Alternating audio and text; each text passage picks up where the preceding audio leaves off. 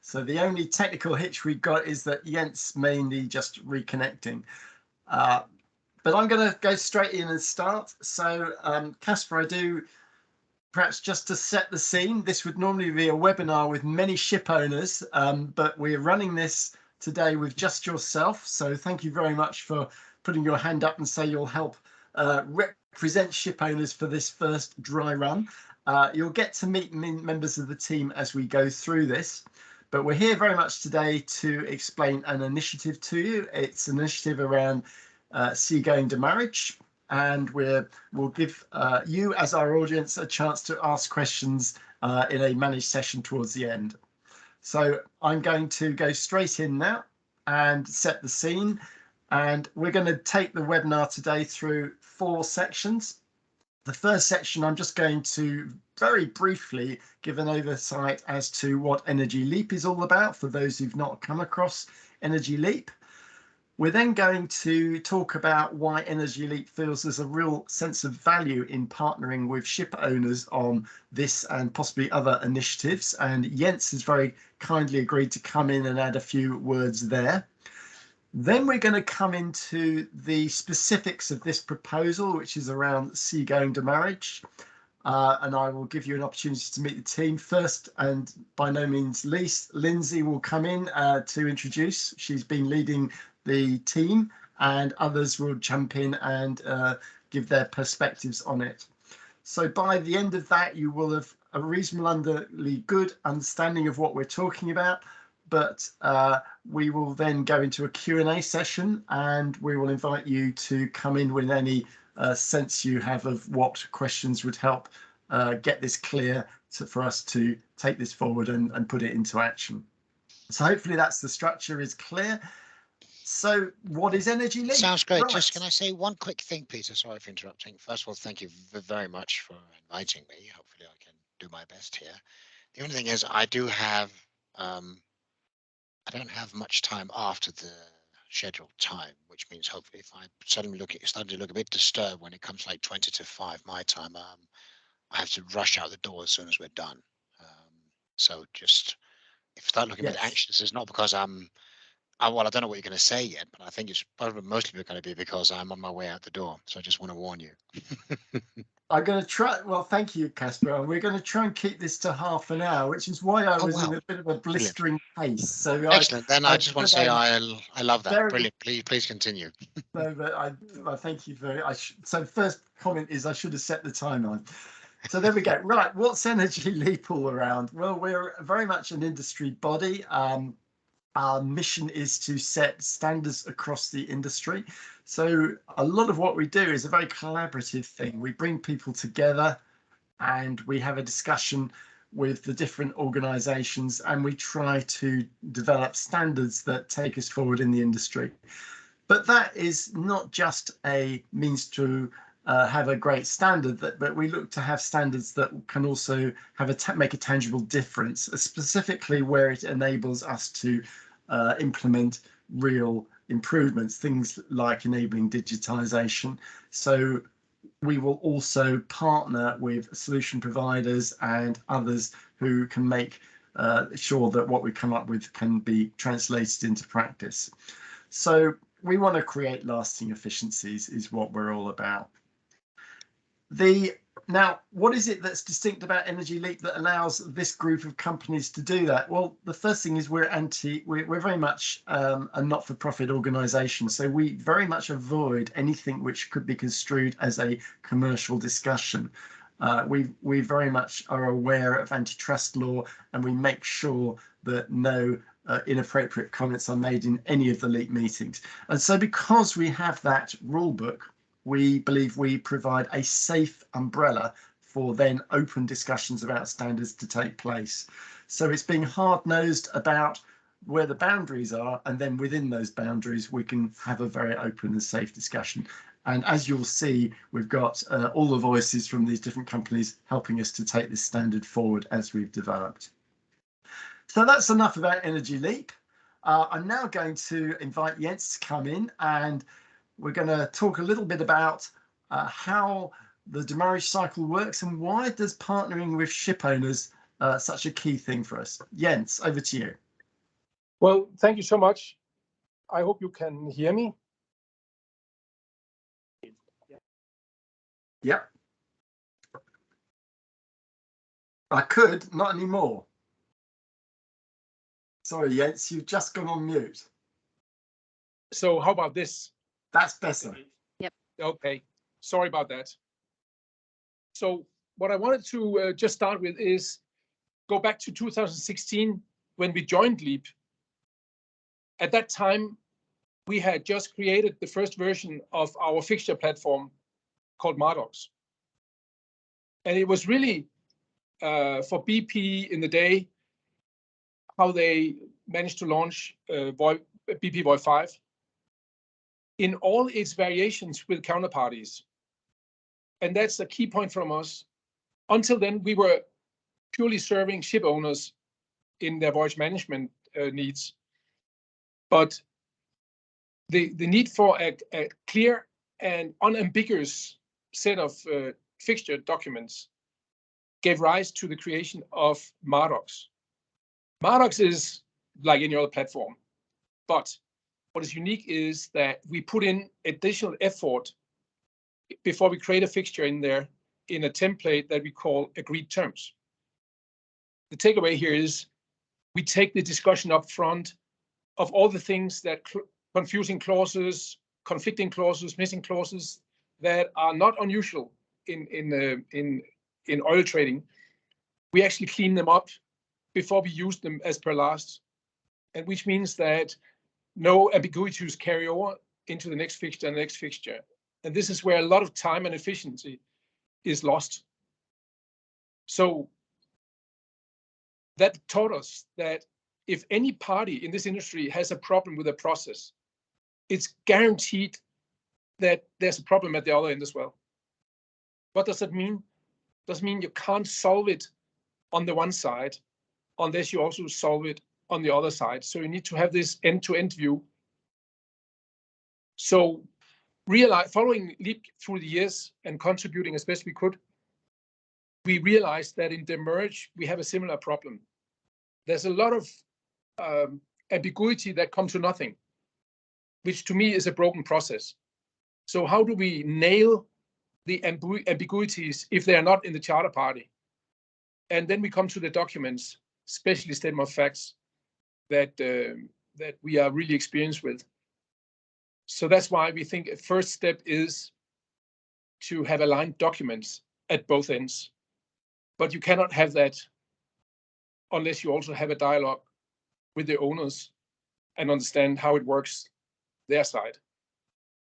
And therefore, I'm really proud or happy that Casper joined us, because we've been saying for a year, one fine day we will get some ship owners in, and here we are. Brilliant. So that's where I'm coming from. Thank you very much indeed, Jens. And so I'm going to leave the same slide up as I transition to Lindsay. Maybe you want to just add on top of what Jens has said in terms of the specifics on this page, and then we can transition into the opportunity statement.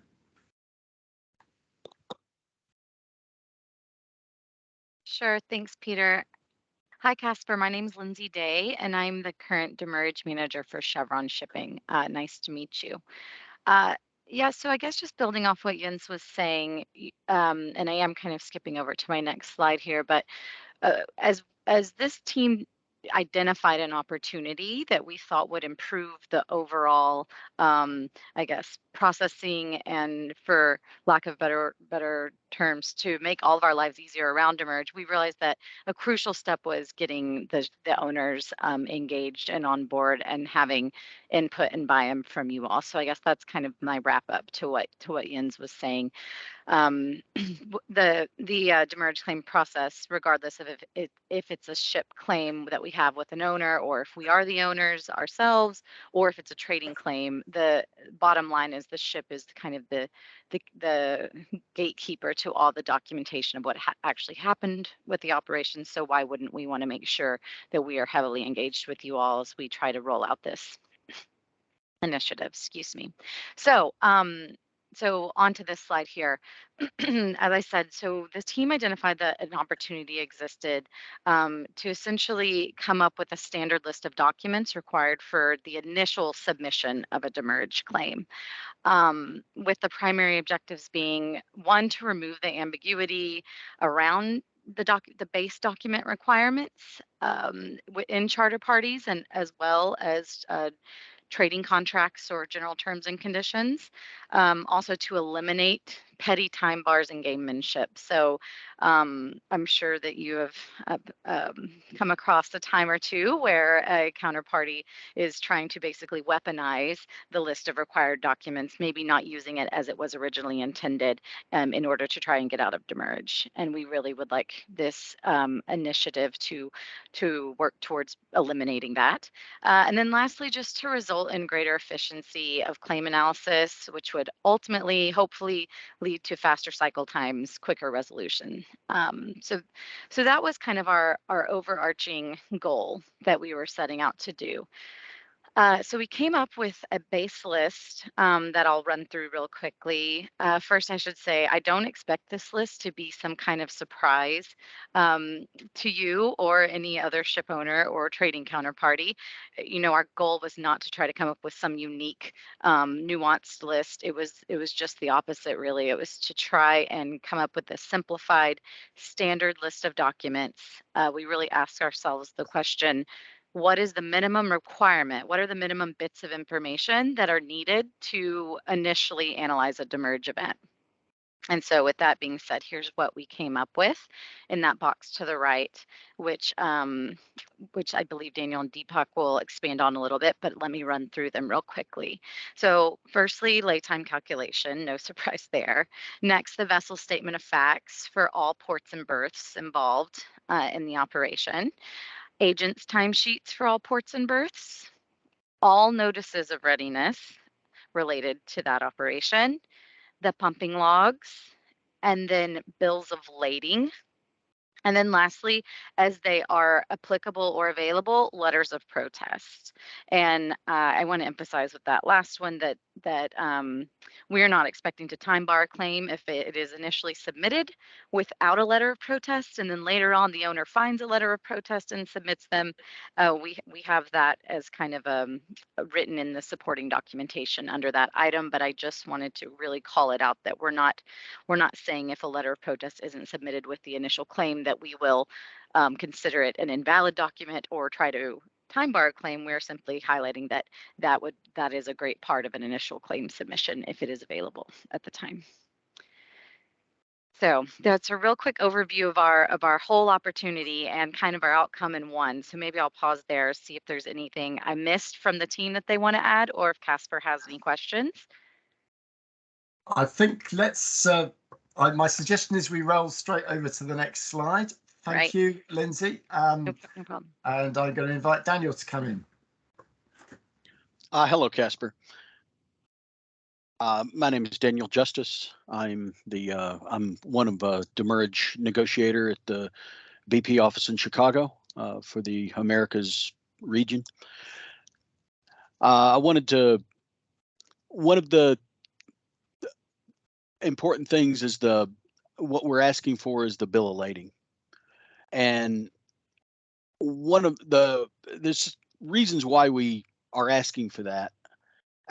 In the traditional claim, the ship owner would send a claim to the charter, and the charter would rebill their customer or their supplier or both. And there was, it was pretty. But today, what we're seeing is more complicated claims, especially on the trading side. We're seeing our customers being the supplier to another party, and they are their customer, and it becomes this daisy chain, this honeycomb of different deals. And some of the deals involve the entire ship. Some of the deals involve a fraction of the ship. And as the deals get more complicated, we're having to,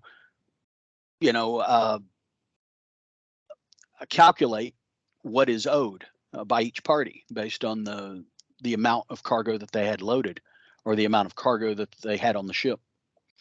And we found that the bill of lading is the one piece of data that we need a lot of times in these claims in order to even begin the calculation.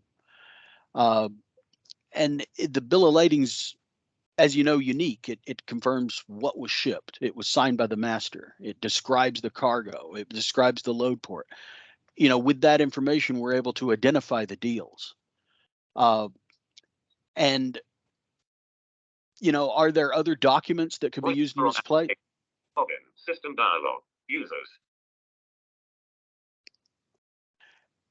Now, there are other documents that can be used to attest for the volume on the ship, but we found that there are inherent discrepancies sometimes. The bill of lading is one. It's signed by the master. It's reflective of what's on board, and it's 99% of the times not in dispute. You know, once it's signed. There can be multiple inspection reports on one piece of cargo. You know, there's no rule, and I have seen it where you've got two inspectors on the same cargo. They might not deal with the other parcels. So even if you have all the inspection reports from that particular inspector, it doesn't necessarily mean that's indicative of the entire volume on the ship.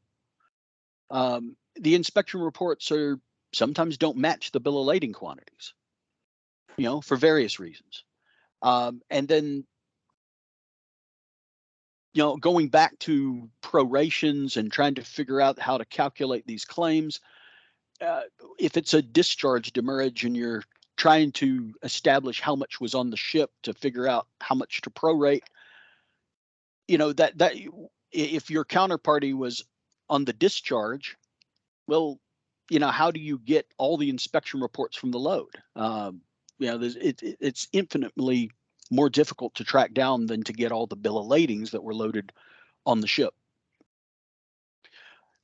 The other thing is that the bill of ladings in many cases has already been issued.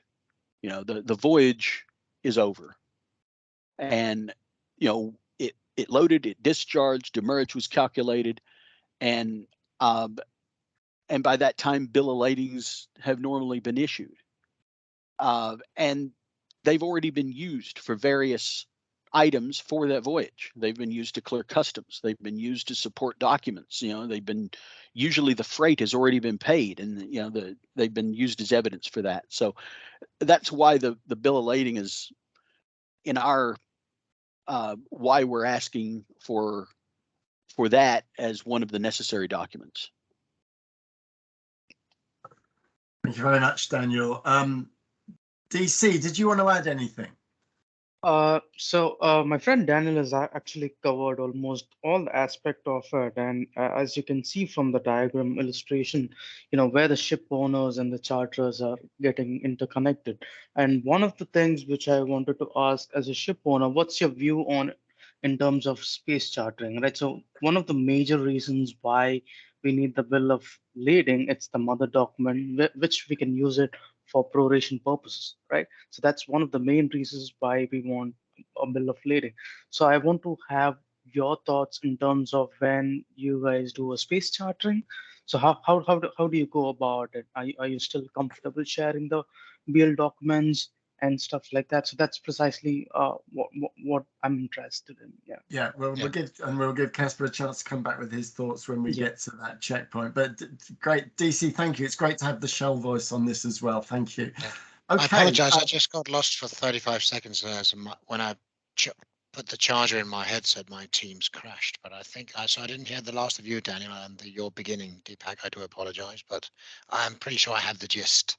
If not, my questions will probably okay. reflect that. Well, DC might come back in later. Let's see how we go with time.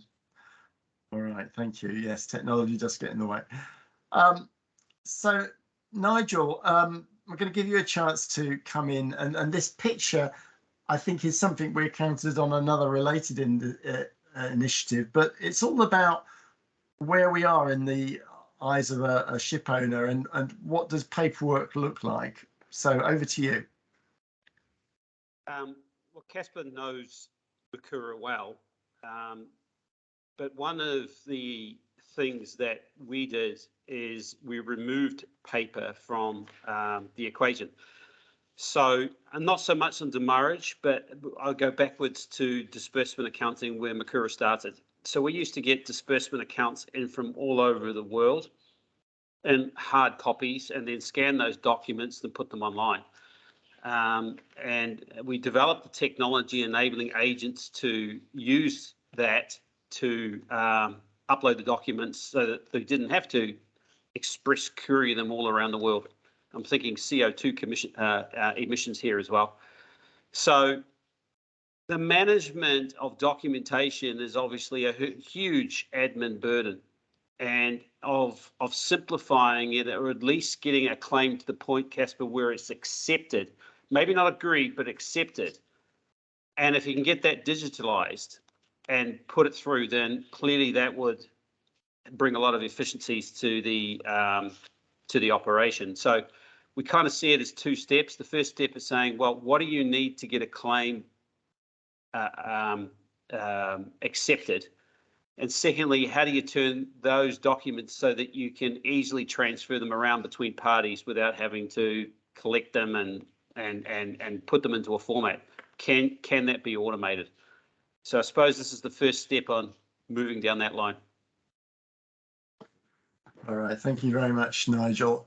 So just to sum up, Casper, and this is a bit of a whirlwind tour, but the story, I think you've heard the story now. You've heard about why we think there's an opportunity. You've heard why getting a succinct list of documents helps and why something like the BL matters in that. And Nigel's has also reminded us that having the list of docs is the springboard to then get to the next level of detail around digitizing it.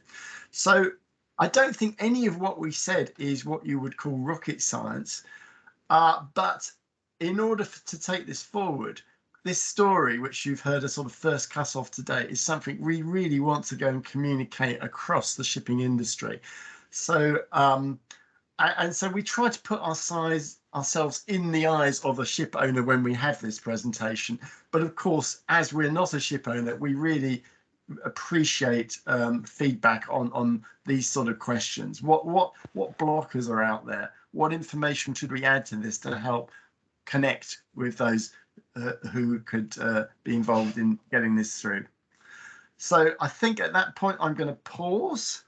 And Casper, you've been listening very intently and scribbling down. I'm going to hand over the floor to you and welcome any comments you'd like to add. All right. Well, first of all, once again, thanks for inviting me. And yeah, it has been. I don't think haven't been quiet for 25 minutes in a row, but I think I did really well. Especially not when you see a concept here, which is something that I'm a massive fan of everything you say. I think you guys already had me at hello kind of thing, really. Just to quench the bill of lading question, Daniel and DC. I mean, I don't see any problem whatsoever in the bill of lading. To me, that is the key to everything. And as you mentioned, Daniel, it is already shared.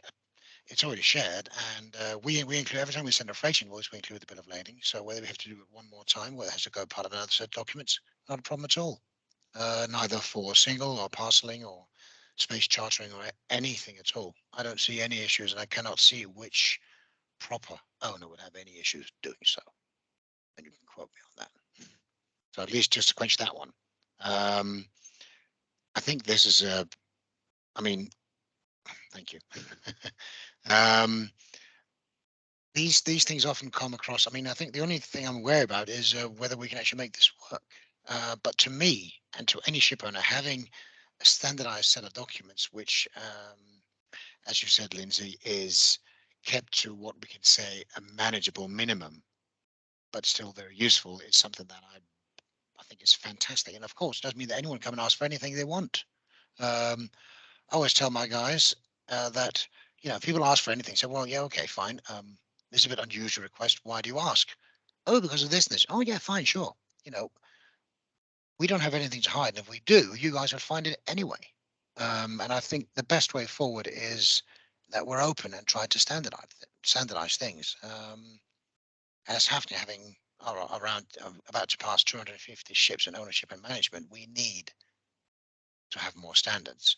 And if we can agree with some of these great companies sitting in this meeting, or the charter, or charterers sitting here, in my opinion, you guys have a competitive advantage to being preferred Hafnia partner, because we'll know, our chartering guys will know down, oh God, yes, Total, Chevron, Shell, and so on. Okay, if you guys want to make things simple for everyone, at least on the documentation side, and not risk being time barred for, I would say, human errors, to say something like you said, Lindsay, I'm in. I mean, absolutely. I just worry that you guys, not owners, but you, will be faced with quite some significant trouble down your chartering chain, suppliers and receivers. But that's your issue, not mine. But if we only give you, and I'm saying only intentionally, if you give you the list you've seen there, yes, you'll probably, in most parts of the world and with most charters, you'll be fine. But there will be some, we have them as well directly, who will see this as a feast to be able to avoid paying. But if you're happy and comfortable with this, then, well, we're more than comfortable. We're happy, thrilled. I mean, I think I said this to you, Peter, when I wrote back last week, accepting the invitation, that I love this, especially if someone else did the lead documents for me. Like Mark, I said to you as well, like Mark Kura does our DAs worldwide, thousands a year. Why can't they do the port documents and in a leap format the same way? And what if a third party, say Mokura, as they're here, did this, and even so, you already had your low port documents when we left the low port. You don't have to sit and wait for us to send our demurrage claim after the last discharge port. You have them already. You can get your supplier stuff done without even having a claim from the owners, if you need it. Because to me, the beauty would be if all my team had to do when sending a demurrage claim is do a calculation and an invoice, and the rest you already have. Or at least just drag and drop X sets of leap documents already on a portal or on an email or whatever we want, or both, into an email, and no, we don't have to think about it, because we do spend exorbitant amounts of time in our claims team reviewing documents prior to sending, because we are scared.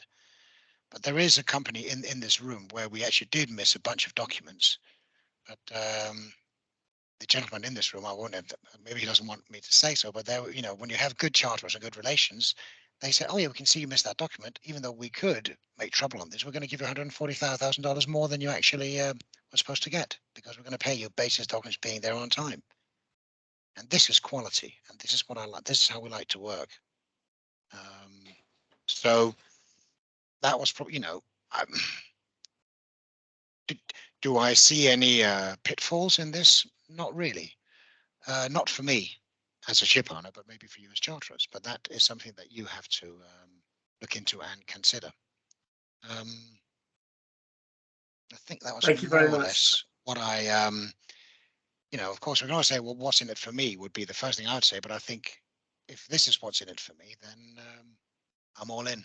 Absolutely. It would be a wonderful simplifying of, and it doesn't mean it has to be worldwide, but at least with the charterers in this room, if they would want to work with us on documents this way, we'd be more than thrilled, especially then if someone could do them for us, just like Mardox is done by the brokers, right? If someone could do it for you at a small fee, we get a charter party done for, what is it, $50 or something for a charter party.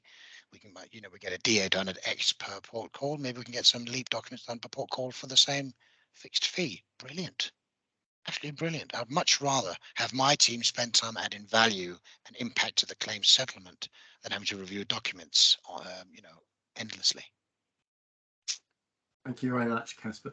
I'm going to open it up. Lindsay, looked like you wanted to say something. I did. I just wanted to validate two things that Casper said. Mhm. One being, you're absolutely right.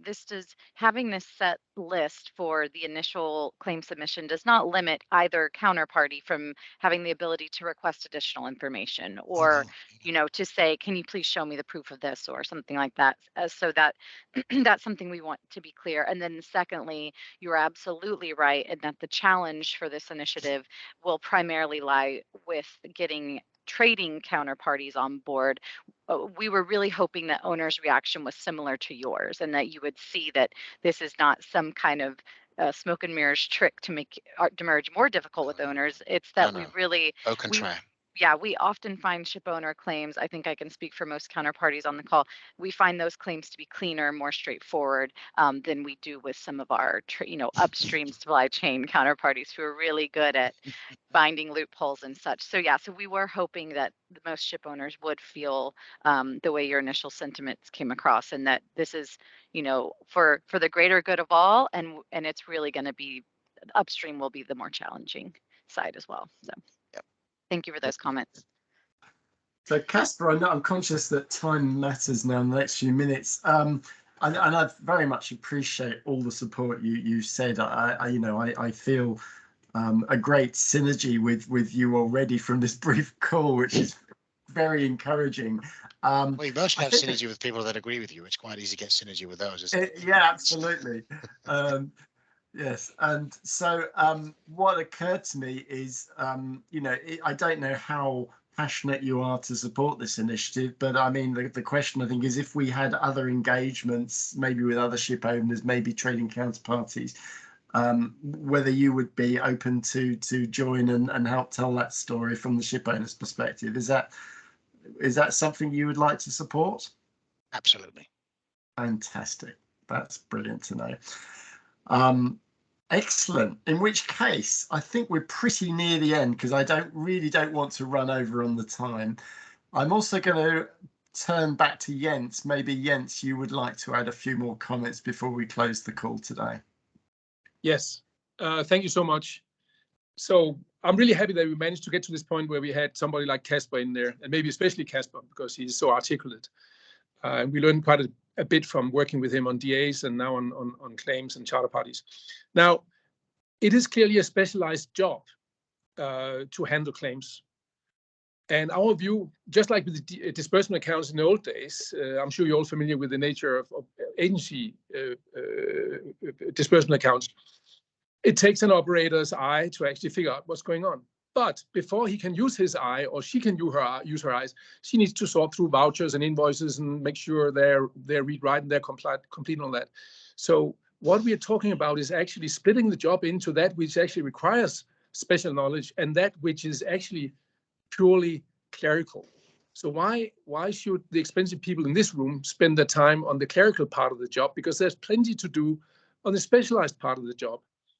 And that carries into the other discussion that we have about standards. Standards do not just work because we call them standards. They need to be policed. We need to not only agree a standard, but also how we actually police it.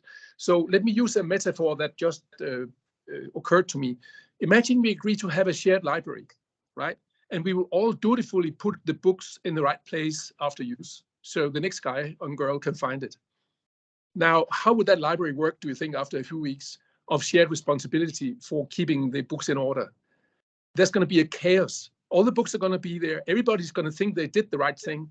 But I will guarantee you, without a librarian, that library will not work for you. I think we've all been in situations. So in a sense, what Nigel said before is we try to figure out what kind of librarian, what kind of library does the industry need to fix some of these broken processes. And one of the things is also whenever there's a mistake, right, there's immediately suspicion that somebody else is up to something no good. But actually, a lot of time, it's just a messy library, if you want, right? Nobody is intending harm. Some are, but most not. If there's a trusted party in between that says, well, I keep this library in order as agreed, then at least we remove a lot of instinctual reaction that says, this is wrong, somebody's up to something. No, this is exactly as agreed, and we vouch for it. And therefore, you can focus on reading the books and using the books in the library rather than bemoaning the fact that the library is not in good order.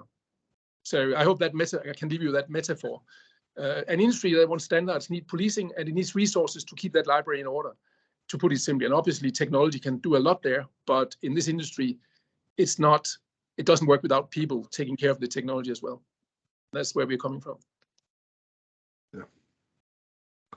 All right. Well, thank you, Jens. I also thank the team. DC, I know you perhaps missed a chance to get your voice heard because of technical reasons, but thank you anyway. Tech, you also joined from Totsa. I think you didn't have a specific piece in telling the story today. Tech, I'm just going to very quickly give you a chance to come off mute. Is there anything that Total would like to bring into the room in from what you've heard today? No. I think that everyone has done a great part, so I don't have anything additional to mention. I think it was very complete by everyone. So from my side, I don't have any additional points. Excellent. All right. Well, thank you very much. Okay, in which case I think we're going to close. So Casper, I will be in touch to seek your inclusion in when we next have such an event. But I think that's now the team's challenge, is to think about any refinements they'd like to do this story and how we now engage with other stakeholders to take this message further. So with that, I thank you all, and I'm going to close the recording and stop the meeting. So thank you all very much.